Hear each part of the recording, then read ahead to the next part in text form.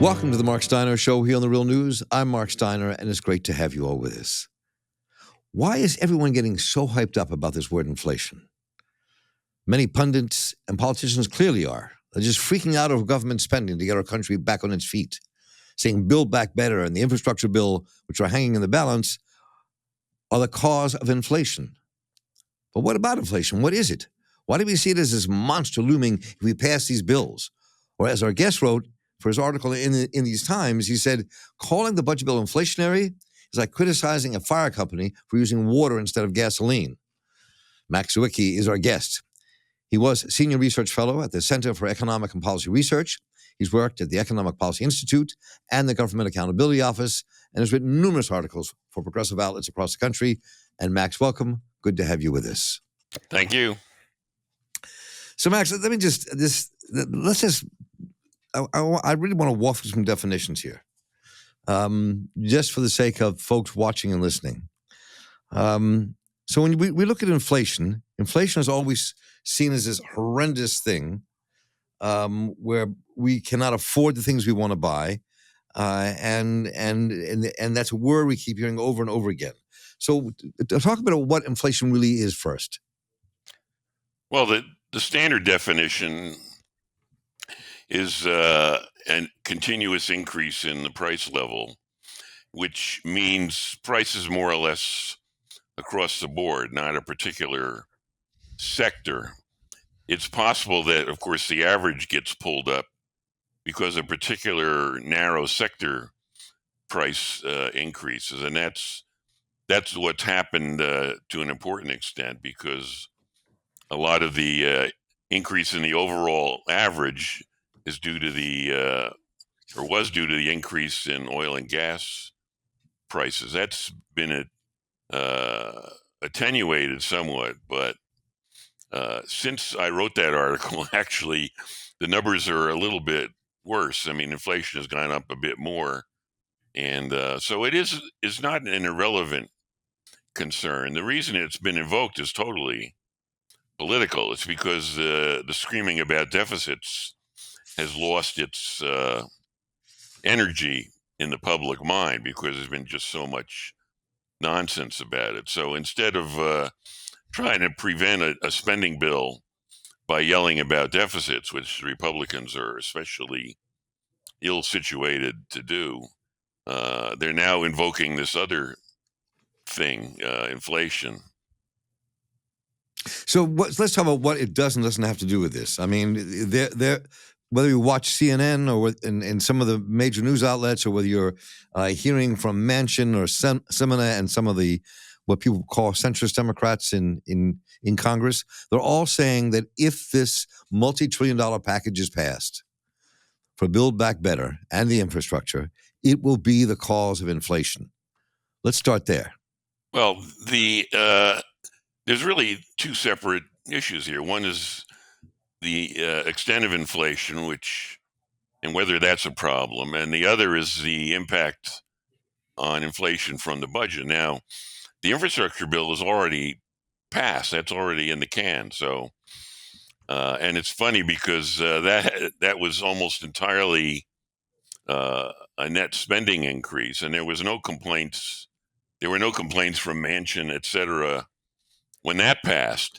Now we have the Build Back Better, which is larger, but is almost completely offset with tax increases, and which in principle shouldn't affect inflation at all.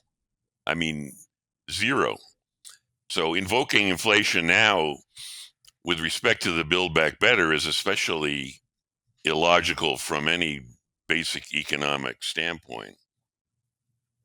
So, well, let's answer that, then push that a bit further. I mean, so if you in the other side of the argument, how do you convince people that Build Back Better is actually anti-inflationary and not inflationary? I mean, because I think that's part of the problem, is that the message clearly is not getting through. Well, I don't know what to say about messaging. It's very straightforward, though, that since Build Back Better is almost completely offset by tax increases and other measures to increase revenue, especially IRS money to improve enforcement, of the tax code, there's really no argument that Build Back Better can make inflation any worse than it is and than it's going to be. If there was any impact, it's from bills that have already been enacted and whose spending has already gone out the door. So there's no help for that except measures that would contract the economy across the board, which could easily end up being worse than the problem.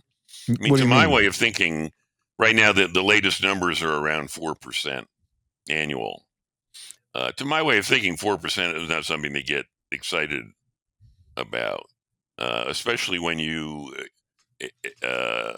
take away the more volatile components, food and fuel, and get to what economists call core inflation, which again is a little bit higher than it was, but it's not really grounds for panic. And there's really no argument at all to hold back Build Back Better for the sake of inflation, because the two are completely unrelated.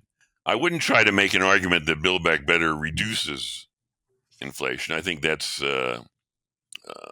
gets very far into the weeds and politically doesn't really pan out. But it's very simple to show that because the taxes almost completely offset the spending, there's really no case for Build Back Better having any adverse effect on inflation. And you think could it have the opposite effect? It's possible, but I wouldn't try to make that argument. How to deal with inflation is a separate issue, and it's something that is mostly the province of the Fed. If we're talking about policies aimed at particular sectors of the economy that the White House might try to engage in, then that gets very far into the weeds, and it's also doubtful that the Republicans would let them do anything about it. So it's kind of a non-starter, I would say, at this point. The main danger is the Fed panicking and reversing the recovery that we are in, and that has been continuing. And I don't think there's too much danger of that, but the inflation scare is amping up the political pressure on them to do things what we'd rather not see them do. So, a couple of things here. I mean, let me talk about a bit of a contradiction here. People hear different messaging. I'm talking about something that came out of your article, and something that I just read out of Bloomberg about this. And in Bloomberg, they talk about hourly earnings. This is what they said. The direct quote: hourly earnings broadly kept up with the first rising cost of living, and in some low-paying industries like leisure and hospitality, they comfortably outpaced it. And basically saying the workers' wages were going up as well. But you quote in here, median housing rents since 2010 have gone up by 36%, cost of family health insurance by 47%. Now, that's over a long period. That wasn't over 1 year. No, I said since 2010. While wages only went up 11%. So I know that you wrote about a long term of the last 11 years. They were talking about immediately since COVID and what happened with costs. But so within that, what is the reality? I mean, can you parse that out for us? Well, the thing I thought was worth pointing out is that certain and the prices of very important things like housing and healthcare have gone up precipitously for quite some time, and there wasn't anywhere near the political reaction to it that we've seen from much shorter term increases in the prices of things like gasoline and milk. Now, of course, ordinary folks need to buy gasoline and milk constantly, but there shouldn't be much doubt that the longer term adverse changes in something like healthcare have a much deeper impact on daily life than a transitory increase in the price of milk or gas. And by the way, when we see such and such a price went up, the news media's incentive is to dramatize outliers. So you'll see signs about gas costing $4 and something a gallon. That's in California. Where I live in Virginia, it's under $4, well under $4. So, and of course, the news media's incentive is not to tell you the averages because that's less exciting. So they're going to find the biggest extreme case they can and make a big deal about that. And that, of course, affects the political climate, but it's not a faithful reflection of the reality of the data. So, what is then the sane response when people like Manchin and others kind of equate inflation with out of control, as they would put it, government spending? So scale back all these programs because that's what's going to cause inflation. I mean, there's got to be. I think because most people hear that and they go, "Oh, that's right. This is what's going to happen." Well, they hear that, they see what happened to the price of milk and gas, and they gloss over what's been happening for a decade or more to healthcare, and they say, well, there must be some connection to this legislation, but there isn't any connection. I was sort of amazed by Manchin because this is the first time I ever remember him invoking inflation. What they're looking for is just grasping for another reason to throw sand in the gears of this legislation. They have an excuse to not vote for it, even though the benefits for his own constituents are really very starkly documented. You know, when you're trying to reach a large mass of people and about this issue, and people see it as we talked about earlier, as you kind of pointed to in your article, as a monster looming if these bills are passed. And I think, I know that your job is, you're an economist and you're not a person who's out there trying to figure out what the message should be to get people to understand this. But to break this down in simple terms for people to really get and understand, because, most people don't think about what inflation really means. That should mean to them is that means that more money's coming out of your pocket to buy stuff that you need. And that these bills are government spending, which means my taxes are going up. So, I mean, I think that if anything that I've seen in this battle around these bills and about what next steps should what next steps should be, is that they've done a really inadequate job of explaining what all this means and how this fits together. Well, I would start by pointing to the largely untold story of this recovery. There has been significant growth in income and wages. Now, that's averages. There's always exceptions. And there's always somebody that's going to put a comment on the web saying, well, my wages didn't go up, God damn it, and I got to pay more for this and that. Well, what's true on average is not going to be true for everybody by a long shot. But the fact is that the programs of the administration and the anti-pandemic measures of last year have had a very significant positive effect on income of ordinary folks. So you have to put that against these increases in some prices that, as far as we know, are transitory at the moment. So that's point one. Point two, again, the Buildback Better is going to further increase income significantly. And the impact on inflation is arguably nil. So there's really no reason to invoke inflation as any kind of obstacle to continuing the progress of the recovery, which will be augmented by Build Back Better. I mean, Build Back Better might not reduce inflation, but it is going to increase income.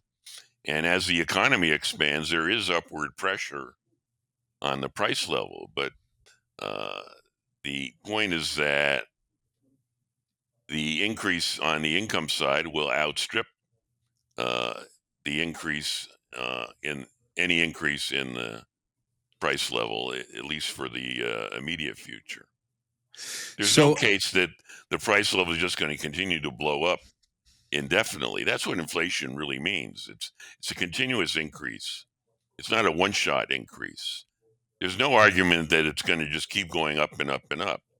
That would be bad, but there's no reason to believe that's going to happen.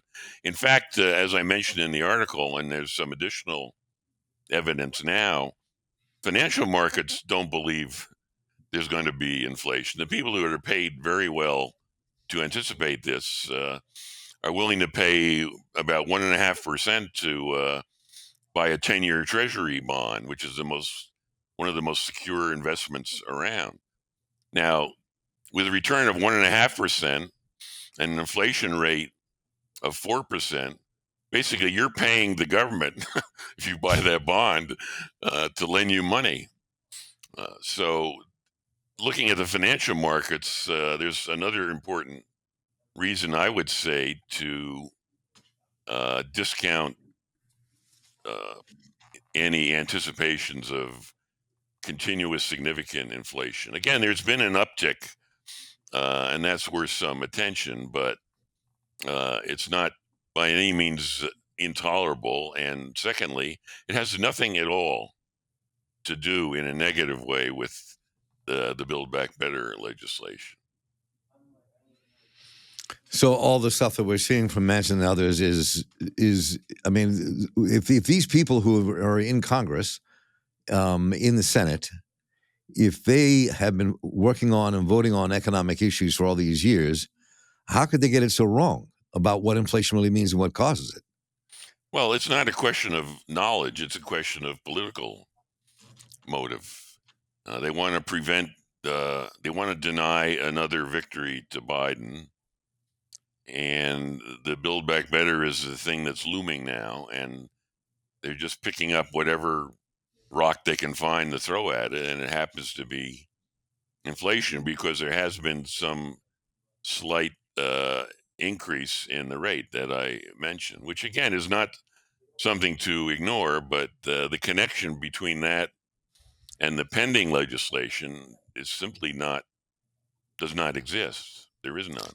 And that to me is the critical point. And I deeply appreciate your writing and how you put that out there for people to really begin to understand that these bills that are before Congress at the moment, which have been vastly watered down, would not be the cause of inflation, are not the cause of your paying more money at the gas pumps, are not the cause of your paying more money for milk, or the cost of your health care rising. Well, the price of gas depends on the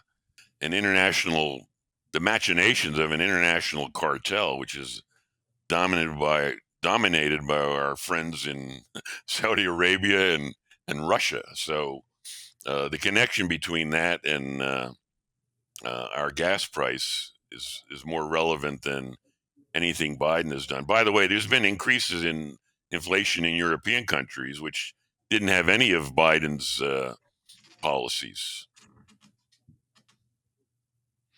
So one last thought for you, Max. If you were called upon to come in and create the policy that would work, what would it be? And how would you explain it? Yeah, for all this, yeah.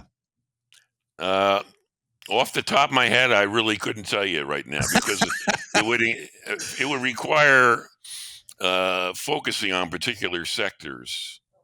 And what I certainly wouldn't do is hold back any of this legislation. In fact, we could go forward even further, because the economy still has significant slack in terms, by which I mean people that would be willing to work if jobs were available and paid competitive wages. So right now, I would rather see more Build Back Better rather than less. And I don't have a fix for the sectoral increases in prices in my back pocket. So that's the most I can tell you right now.